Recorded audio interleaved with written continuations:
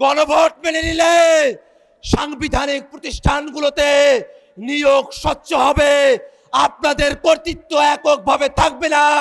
সেই কারণে আপনারা গণভোট চান না। জনগণের ভোটে নির্বাচিত হয়ে সরকার গঠন করা বৈধ, আর জনগণের ভোটে সংস্কার হবে সেটাকে বলে অবৈধ। এমন দ্বিচারিতা বাংলাদেশের মানুষ সহ্য করবে না। ভাইরা আমার, আমরা সংস্কার পরিষদের কথা বলছি, এটা নতুন কোনো কথা নয়। ঐক্যমত্য কমিশনে 30টির উপরে রাজনৈতিক দল একমত হয়ে সকলে এক কথা বলে সংবিধানের টেকসই পরিবর্তনের জন্য, সংস্কার সাধনের জন্য, সংস্কারকে টেকসই করার জন্য সংশোধনী নয়, সংবিধান সংস্কার পরিষদের বিষয়ে সকল রাজনৈতিক দল আমরা একমত হয়েছিলাম। কিন্তু দুর্ভাগ্যের বিষয়,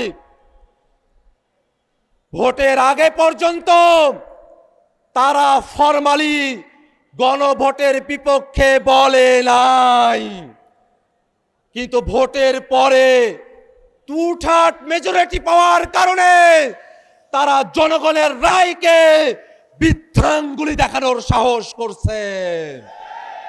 জনগণ গণভোটের মধ্য দিয়ে বাংলাদেশের রাষ্ট্র কাঠামোতে যে পরিবর্তন চেয়েছে, আজকে 2/3 ক্ষমতার জোরে তারা সেটাকে অমান্য করার পায়তারা করছে। ভাইরা আমার, তারা সংবিধানের কথা বলছে, আমরাও বলি দেশ পরিচালনা করতে সংবিধান লাগবে, কিন্তু সেই সংবিধান 72-এর মুজিববাদী সংবিধান না। সেই সংবিধান শেখ হাসিনার সংবিধান না। সেই সংবিধান কোন দল বিএনপির সংবিধান না। দেশ পরিচালনার জন্য সংবিধান লাগবে, সেই সংবিধান হতে হবে জনগণের সংবিধান। আর সেই সংবিধানে জনগণের কথাগুলো থাকবে, তার অন্যথা আমরা হতে দেব না। আমরা তো বুঝি আপনারা সংস্কার চান না, গণভোট চান না।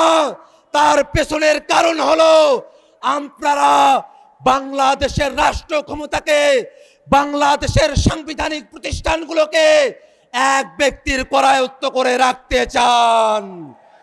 গণভোট মেনে নিলে সাংবিধানিক প্রতিষ্ঠানগুলোতে নিয়োগ স্বচ্ছ হবে, আপনাদের কর্তৃত্ব এককভাবে থাকবে না। সেই কারণে আপনারা গণভোট চান না। গণভোট মেনে নিলে তত্ত্বাবধায়ক সরকারের অন্তর্ভুক্তিমূলক সম্মিলিতভাবে একটা কাঠামো আসবে, আপনারা সেটা চান না। গণভোট কার্যকর হলে উচ্চকক্ষ হবে ভোটের পিয়ার অনুযায়ী, আপনারা সেটা চান না। আপনারা মৌলিক কাঠামোর পরিবর্তন চান না, এ কারণে এই গণভোট চান না। আমরা বলতে চাই, সংসদে আপনাদের সংখ্যাগরিষ্ঠতা থাকতে পারে, কিন্তু বাংলাদেশের জনগণ 70% সংখ্যাগরিষ্ঠতা নিয়ে রাজপথে আছে। এই জনগণকে কোনোভাবেই অমান্য করে আপনারা টিকে থাকতে পারবেন না। আপনাদের পতন নয়, আপনাদের সুন্দর পদক্ষেপের অপেক্ষায় জাতিকে সাথে নিয়ে আমরা অপেক্ষা করছি। সংসদে, রাজপথে কথা হবে সংস্কারের জন্য। ইনকিলাব জিন্দাবাদ।